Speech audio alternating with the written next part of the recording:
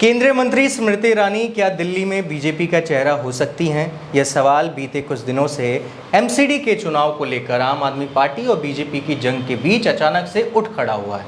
यह सवाल इसलिए उठ खड़ा हुआ है क्योंकि आम आदमी पार्टी के द्वारा एमसीडी चुनाव के मामले में केंद्र सरकार पर लगाए गए आरोपों का जवाब देने के लिए स्मृति ईरानी आगे आ रही हैं।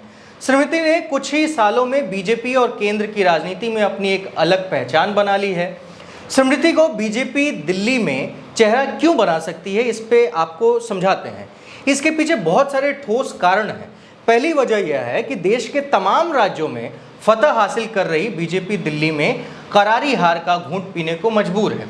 साल 2014 में मोदी शाह युग के उदय के बाद से बीजेपी ने ऐसे राज्यों में भी सरकार बनाई जहां उसकी सरकार बनने की कल्पना ही नहीं की जा सकती थी।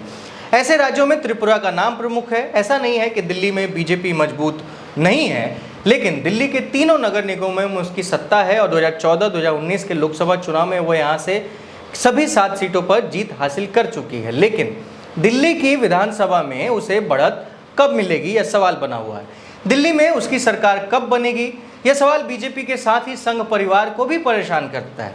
निश्चित रूप से दिल्ली की प्रचंड जीत के बाद पंजाब में भी आम आदमी पार्टी ने जैसे प्रचंड जीत हासिल की है, वह बीजेपी के लिए थोड़ी चिंता का विषय जरूर है। और ऐसे में जब यहाँ पार्टी 1998 के बाद से सत्ता से बाहर है, तो पार्टी के कार्यकर्ता भी इस बात को लेकर निराश दिखते हैं कि दिल्ली की विधानसभा में उनकी सरकार बनने का ख्वाब कहीं ख्वाब ही ना रह जाए। दूसरी वजह यह भी है कि दिल्ली में आम आदमी पार्टी से लोहा लेने के लिए बीजेपी को एक लोकप्रिय स्थानीय चेहरे की सख्त जरूरत है। बीते सालों में बीजेपी के वरिष्ठ नेता विजय कुमार मल्होत्रा से लेकर हर्षवर्धन, विजय गोयल, पूर्वांचल से आने वाले मनोज तिवारी तक को अपना चेहरा बनाया, लेकिन पार्टी यहां की सत्ता में वापसी नहीं कर सकी। पहले जहां शीला दीक्षित उनकी राह का रोड़ा बनी, वहीं अब अरविंद केजरीवाल भी मुसीबत बन चुके हैं, मील का पत्थर साबित हो रहे हैं। स्मृति ईरानी ने साल 2019 के लोकसभा चुनाव में राहुल गांधी को उनकी संसदीय सीट अमेठी से हराकर यह साबित किया कि वह दमखम वाली नेता है। स्मृति ईरानी की राजनीतिक काबिलियत को देखते हुए उन्हें बीजेपी की महिला मोर्चा का राष्ट्रीय अध्यक्ष भी बनाया गया था। मोदी सरकार के दोनों कार्यकाल में स्मृति ईरानी लगातार मंत्री पद पर रही हैं, जबकि इस दौरान कई बड़े नेताओं को कैबिनेट से बाहर जाना पड़ा। तीसरी वजह स्मृति का स्थानीय होना है। स्मृति ईरानी दिल्ली में ही पढ़ी लिखी हैं और वह जिस पंजाबी समुदाय से आती हैं, उसका दिल्ली की सियासत में अच्छा दखल है। स्मृति ईरानी साल 2004 में चांदनी चौक लोकसभा सीट से चुनाव लड़ चुकी हैं। हालांकि तब उन्हें हार मिली थी, लेकिन वक्त बदला और कुछ ही साल में उन्होंने बीजेपी और केंद्र की राजनीति में अपना एक अलग पहचान बना लिया। स्मृति ईरानी के महिला होने का भी फायदा बीजेपी दिल्ली में उठा सकती है।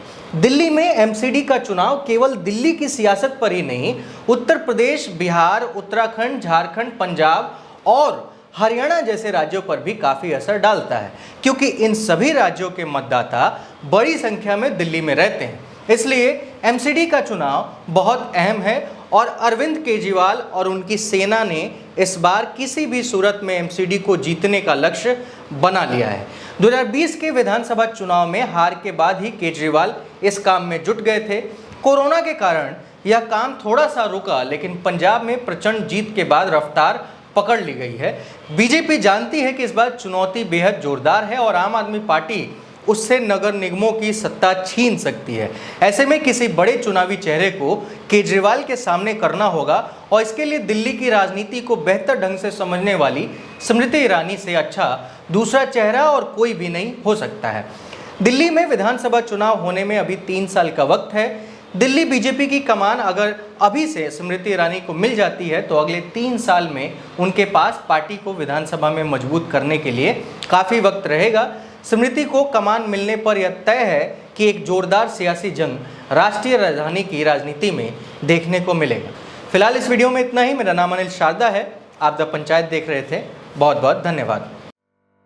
द पंचायत को सब्सक्राइब कीजिए और स्वतंत्र पत्रकारिता को आगे बढ़ाइए।